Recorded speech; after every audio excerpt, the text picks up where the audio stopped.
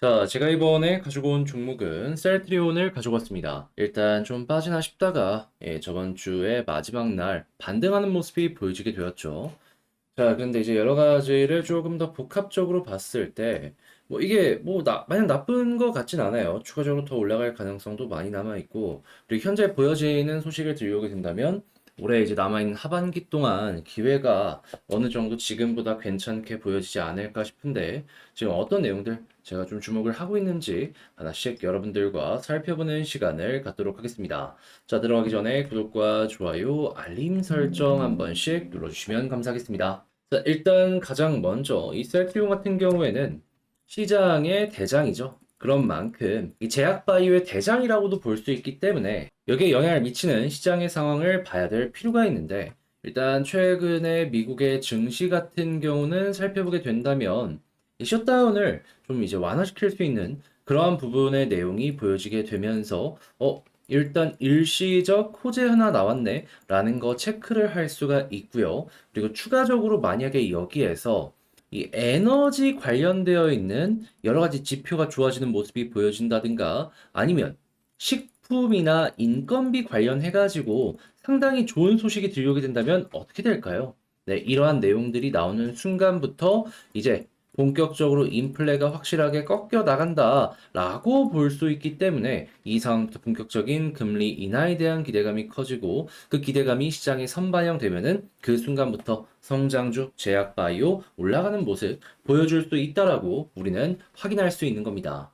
물론 이것들 자체가 지금 당장은 시간이 조금 더 필요하다라고 보여지고 있기 때문에 바로 내일 들어온다, 뭐 그런 건 아니겠죠. 그럼에도 불구하고 지금 이러한 부분이 긍정적으로 연결되는 것만으로도 큰 흐름이 만들어질 수 있으니까 여러분들이 감안을 하시면서 좀 여유롭게 바라보면 괜찮아 보인다라는 것이죠. 자, 그리고 이러한 상황 속에서 셀트리온 개별적인 호재는 어떤 것들이 보여주고 있냐면, 일단 이 여러 가지 이 바이오시밀러들이 시장에 출시되고 꾸준하게 점유율도 확대가 되고 판매량도 계속해서 증가하는 모습이 보여지고 있어요. 대표적으로 우리가 확인할 수 있는 지표가 뭐가 있냐면, 이 셀트리온 헬스케어가 셀트리온에게 제품을 받아가지고 판매를 담당하고 있거든요. 그런데 이 판매를 담당해서 이제 제품을 받아 오려면 미리미리 주문이라는 걸 해야 될 거 아니에요. 주문량을 봤을 때 계속해서 우상향. 최근에도 꾸준하게 고점을 돌파하는 주문량이 보여지고 있다. 발표 나오고 있습니다. 자, 그리고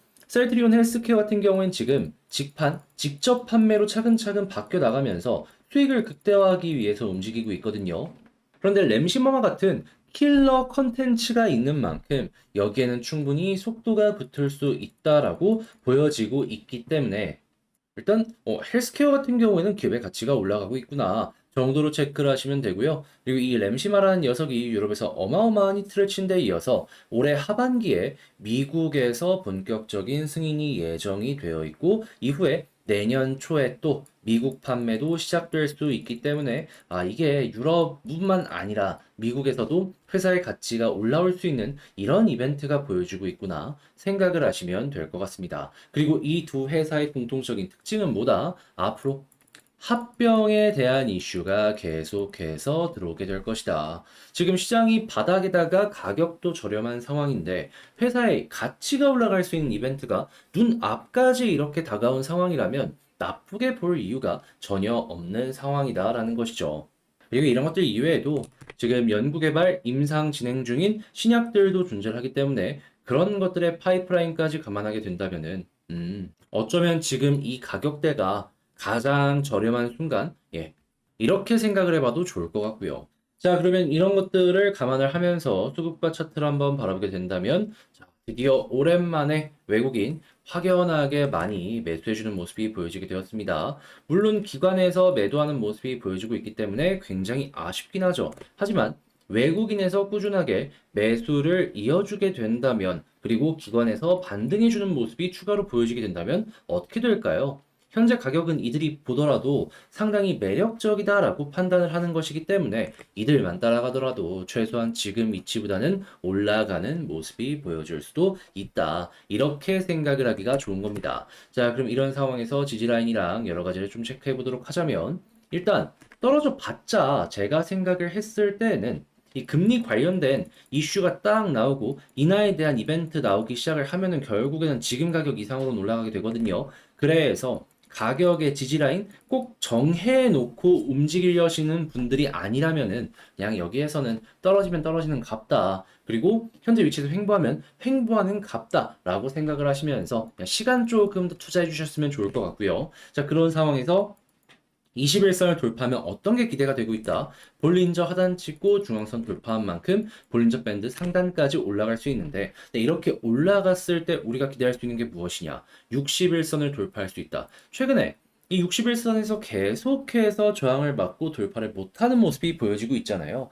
그런 만큼 이번에 여기를 뚫게 된다면 큰 상승의 흐름이 만들어질 수 있을 것이다 라고 생각을 하시면 될 것 같고 과거 패턴을 봤을 때 비슷한 상황에서 241선까지 올라갔던 전적이 있기 때문에 이번에도 마찬가지로 여기 돌파면 최소 241선까지 올라갈 수 있겠구나 라고 생각을 하시면 되겠습니다. 그런 다음에는 이제 본격적으로 금리 인하에 대한 이벤트가 나오게 되었을 때에는 계속해서 이 박스를 뚫고 올라갈 가능성이 높기 때문에요. 그때부터는 편안하게 금리 인하의 끝이 보인다라는 내용이 나오기 전까지는 홀딩하고 있다가 인하의 끝이 나온다라고 했을 때 거기에서 매도하시면 될 것 같고요. 그리고 이 사이클을 제대로 우리가 예시로 들 수 있는 게 어떤 내용이다? 과거에 셀트리온 2017년 유동성으로 인한 사이클 올라갔을 때 그리고 2020년 유동성으로 인해서 올라갔던 사이클 이때처럼 이렇게 올라갈 가능성이 높다라고 보시면 되겠습니다.